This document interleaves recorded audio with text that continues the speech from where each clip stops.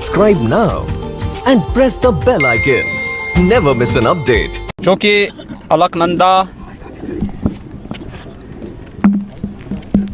गंगा जी की सहायक नदी है और इसलिए ये बाढ़ का खतरा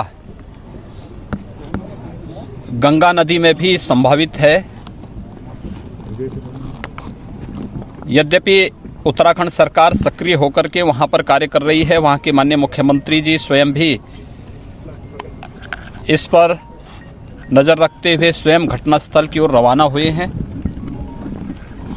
माननीय गृह मंत्री जी ने भी और माननीय प्रधानमंत्री जी ने भी इस पूरे घटनाक्रम के प्रति एनडीआरएफ को और अन्य संस्थाओं को पहले से अलर्ट करके बचाव और राहत कार्यों को तेज करने के बारे में वहां पर आवश्यक दिशा निर्देश जारी किए हैं। उत्तर प्रदेश के अंदर गंगा जी का बहाव स्थल सर्वाधिक है। लगभग 1000 किलोमीटर गंगा जी उत्तर प्रदेश की भूमि से होकर के गुजरती है। हम लोगों ने पूरी तरह सतर्कता बरती है। घटना के तुरंत बाद हमें जानकारी मिल गई थी और हम लोगों ने अपने यहाँ जल शक्ति विभाग को पहले से अलर्ट कर दिया है। गृह विभाग एक एक गतिविधि पर नज़र रख रहा है।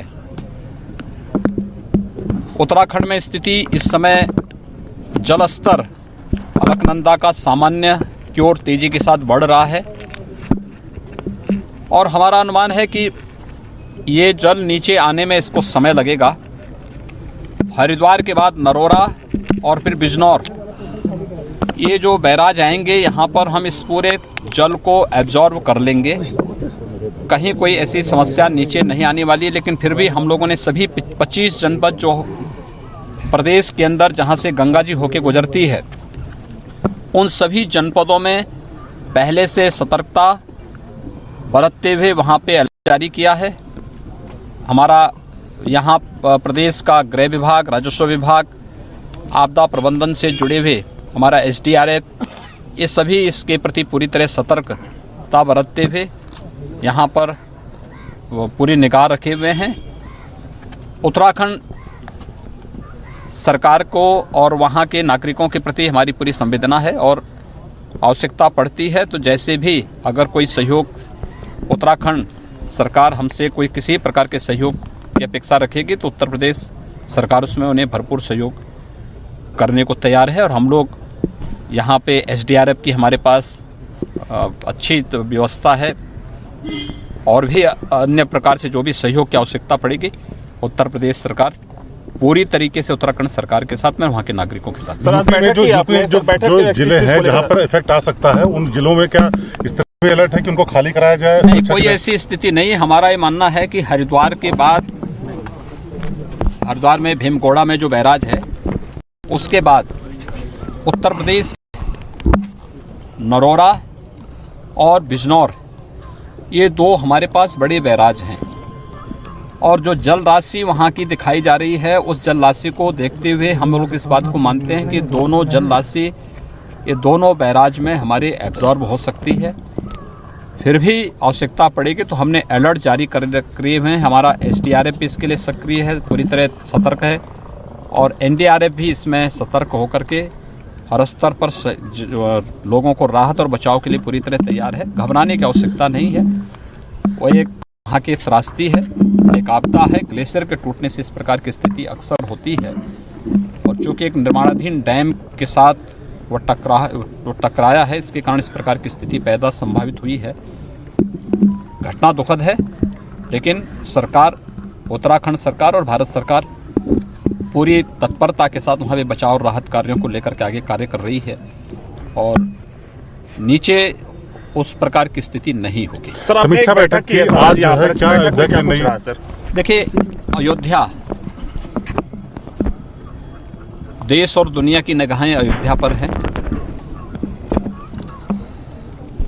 देश के यशस्वी प्रधानमंत्री आदरणीय मोदी जी ने अयोध्या को वर्ल्ड क्लास सिटी के रूप में डेवलप करने के बारे में एक कार्य योजना तैयार करने और उस कार्यक्रम को तेजी के साथ आगे बढ़ाने के लिए कहा था।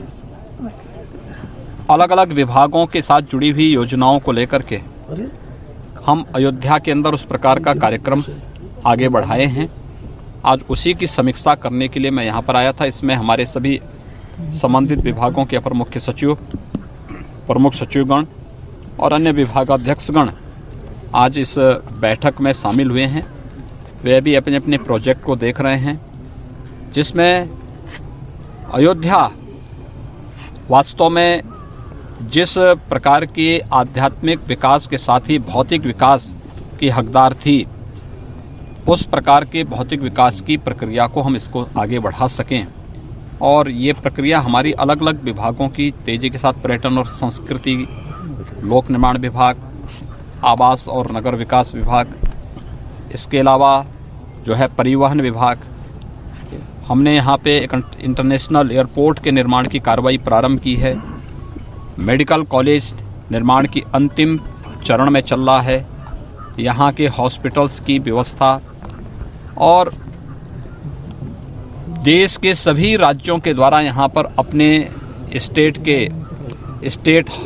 गेस्ट हाउसेज के निर्माण के साथ ही अलग अलग पंथ संप्रदाय के अनुयायियों के द्वारा, धर्माचार्यों के द्वारा यहाँ पे धर्मशाला के निर्माण की कार्रवाई को भी आगे बढ़ाना, सरयू जी के जल प्रवाह को राम जी की पेड़ी में भी उसी तर्ज पर आगे बढ़ाने की कार्रवाई करना, जैसे हरिद्वार में गंगा जी में हर जी की पेड़ी की तर्ज पर इसको आगे बढ़ाने की कार्रवाई हो।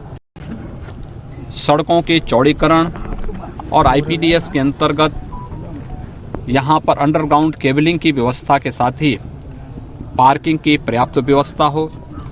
ये तो सभी चीज़ों पर आज यहाँ पर व्यापक चर्चा हुई है और इस कार्य योजना को अंतिम रूप दिया भी गया है। साथ साथ सिक्योरिटी प्लान पर भी चर्चा हुई है, बहुत विस्तृत चर्चा हुई है। और मेरा विश्वास है कि आप देखेंगे अयोध्या एक वर्ल्ड क्लास सिटी के रूप में डेवलप होगी और अयोध्या के अंदर उस प्रकार की संभावनाएं हैं। प्रधानमंत्री जी के द्वारा अयोध्या में श्री राम जन्मभूमि पर मंदिर शिलान्यास के साथ अगर हम देखेंगे तो विगत वर्षों की तुलना में अयोध्या में काफ़ी गुना श्रद्धालुओं की संख्या बढ़ी है, पर्यटक और श्रद्धालुओं की संख्या बढ़ी है। ये इस बात को दिखाता है कि फ्यूचर में पर्यटन की जो अपार संभावनाएं हैं, ये अपार संभावनाएं रोजगार की भी अनेक संभावनाओं को लेकर के यहाँ पर आएगी और उन व्यापक संभावनाओं को लेकर के अयोध्या में एक नए रिंग रोड के निर्माण की व्यवस्था, जो लोग अयोध्या नहीं आना चाहते, बाहर से निकलना चाहते हैं, तो उन लोगों के लिए हम उस प्रकार की सुविधा देने एनएचआई के साथ मिलकर उस प्रकार की व्यवस्था देने जा रहे हैं। हर एक ओर से आने वाले लोगों के लिए पार्किंग की अलग से व्यवस्था यहाँ पर देने की व्यवस्था, सड़कों के चौड़ीकरण की व्यवस्था, सड़कों के चौड़ीकरण के साथ जो लोग उससे विस्थापित होंगे तो उनके पुनर्वास की व्यवस्था, उनके व्यावसायिक कॉम्प्लेक्स बना करके उनको वहाँ पर उनके व्यवसाय को उनके साथ उनकी आजीविका के साथ जोड़ने की तैयारी, ये सभी पर विस्तृत चर्चा हुई है। और मेरा अनुमान है कि अयोध्या में बहुत शीघ्र इन योजनाओं के माध्यम से एक नई अयोध्या जो प्रधानमंत्री मोदी जी की भावनाओं के अनुरूप अयोध्या होगी, उसको हम लोग देश और दुनिया के सामने प्रस्तुत करने में। Subscribe now and press the bell icon. Never miss an update.